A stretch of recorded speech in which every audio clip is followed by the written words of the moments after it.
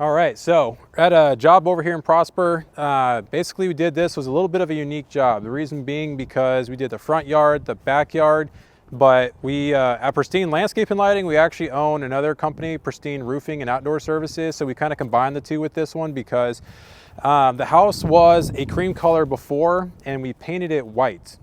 So when we first started, we came in, knocked that out, and then basically took it from what the builders put in. It's a couple-year-old house that the builders put in their landscape, and it was functional, but a lot of it died or was overgrown, wasn't well taken care of yet.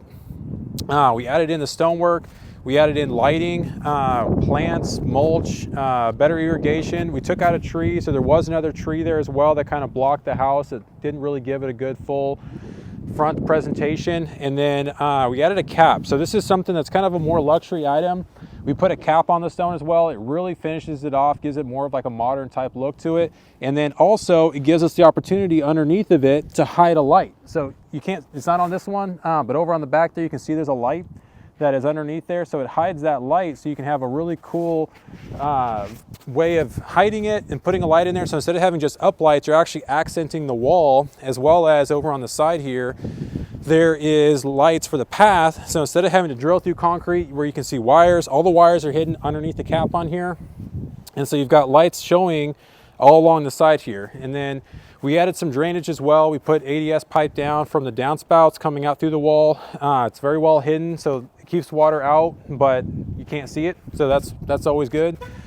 This is all gonna turn into color here in the next spring. That's gonna be like pink, dark purple, and a yellow bush on that. So it's a really good mix of colors to go with the modern look. Probably next year we're going to add in river rock too. So we're going to do a black river rock instead of just the black mulch, so there's less maintenance, but that's going to be like a step 2 project where we're going to come back and take care of that. So this looks really nice at night, but let's take a look at the backyard. In the backyard we did French drains as well because of the way that this was going to be set up. As you'll see in a second, water would have been trapped in the backyard if we had just left it. So, start out, we got concrete steps that we put down with gravel around it. This is a very muddy side yard that no grass could grow. Kind of like what the side yard is over here, where between the two houses, the fence, no sunlight, Bermuda can't grow. So this is a good way to keep it clean, modern, simple.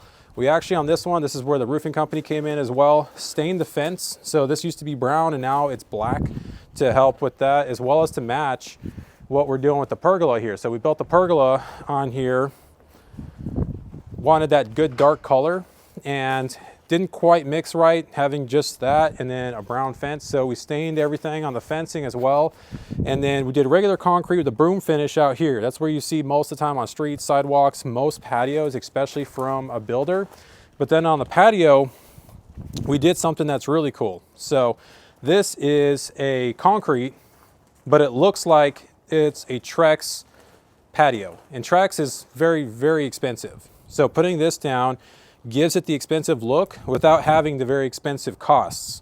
And so basically this is just regular concrete. When we're in the middle of putting everything down, we smooth it out, put stamps down to give it that wood look. I mean, if you zoom in on this, you can see it looks like there's nail marks between the boards on each item, and it looks really, really cool and very authentic, but it's just concrete. And then that gives it the deck cut look with the pergola without having to pay the expensive wood parts, as well as having to deal with rotting wood, settling, that kind of stuff. So then on the back part here, made flower beds. These are small right now. These are going to grow into probably about 10, 12 foot around the pergola, making a privacy wall that's more natural instead of it being like a privacy wall made out of wood, or if we raise the fence up, something like that. These will grow into a hedge that you'll be able to just trim. That's very, very skinny. It's only gonna be like 1.5 feet wide or so, 12 feet tall, block out all the neighbors while still giving it very soft, good color. And then basically just going around the side over here, we built a privacy fence, gave it some storage along the side. And then we've got French drains in here as well to help keep the water that used to go out through the side over here now can go inside the French drains, because this is now blocked with concrete borders, things like that. So there's a French drain running underneath here going out into the side yard. And so that helps keep water from either flooding back here, killing more grass from drowning. And then from there we added more plants, lights, and it's a pretty good project. This took probably about 3, maybe 4 weeks or so to get everything completed on that. But back here it makes more sense. Why? Because we have the dark colors here. Because you can see we painted the house white instead of just the cream color, and now it matches everything with a good, modern, simple look. That's what we were looking for. And so we did that on the design as well. So that way we made the 3D design before we started anything. They actually found the problem that they didn't like how everything matched. And that's what the design saved us from having to go back and redo stuff in the middle of a project, because we got to see this doesn't quite match with having a brown fence and having a cream colored house. And so then we added on before we started anything, and they knew the cost before they had to pay anything. What would it take to get the fence done so it's black and simple, as well as painting the whole house? And that's a wrap. All right, so today we're out in Salina for a house that we did a new project on. Basically, we just did some basic things like sod, some new plants, did a French drain because they put some new concrete in that was making a kind of a small retaining wall, as it were, where it was blocking water in and just help get low water areas out to the street. So that way they're not dealing with too much water that's going to kill the grass and make a swamp area. This is a good example.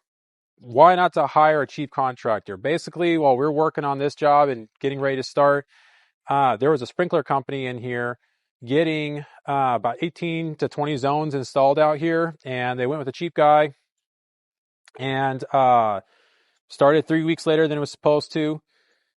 Said he got permits and everything started, and that's what was delaying it. Once he started bringing in day laborers, so people that didn't know what they were doing, unvetted, untrusted people, they may or may not have worked on irrigation before, and they would only come in the afternoon. So they'd come work some other job in the morning and then come back to this place in the afternoon, only working 2 to 4 hours. So a job that should have taken 1 week took 6 weeks to do the install, which is crazy. And that slows up everybody else's projects, throws off their timetables. And then what happened was, come to find out, he wasn't even licensed, or he didn't submit the permit. He might be licensed, but he didn't submit the permit because when we called the city to check, there was no permit pending. And so now that everything's done, we're having to go back through and check everything for the customer, make sure everything's installed properly, because we don't know who to trust now and what's okay. Go back to the city, resubmit plans, make new ones, get everything inspected, make sure it's double checked, make sure that there's not more problems that are hidden underneath the surface. And then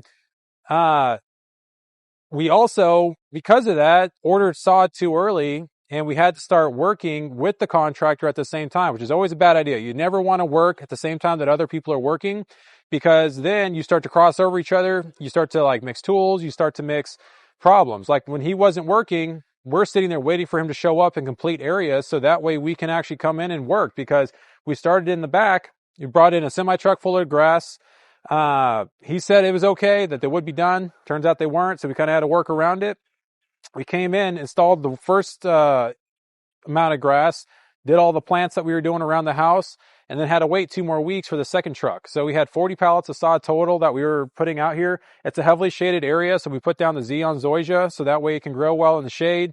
It's a good hardy, thick grass. It's very lush. It's pretty much the best grass that you can get in Texas, because it can grow in the sun and the shade, which is good out here.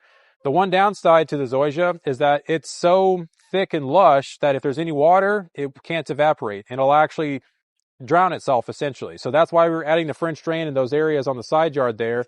So that way, wherever we put the grass, it would still grow and not have any problems. But basically, when people ask the question, like, why are you more expensive? Because we're not the cheapest guys out there. We definitely don't want to be.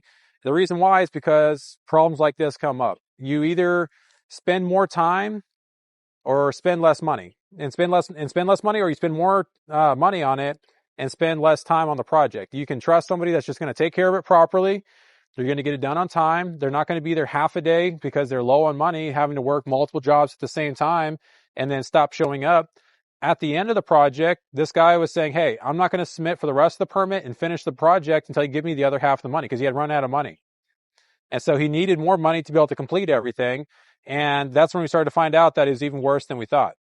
And if you're paying enough for a project where you can actually cover expenses, labor, and overhead, you don't have to have that problem.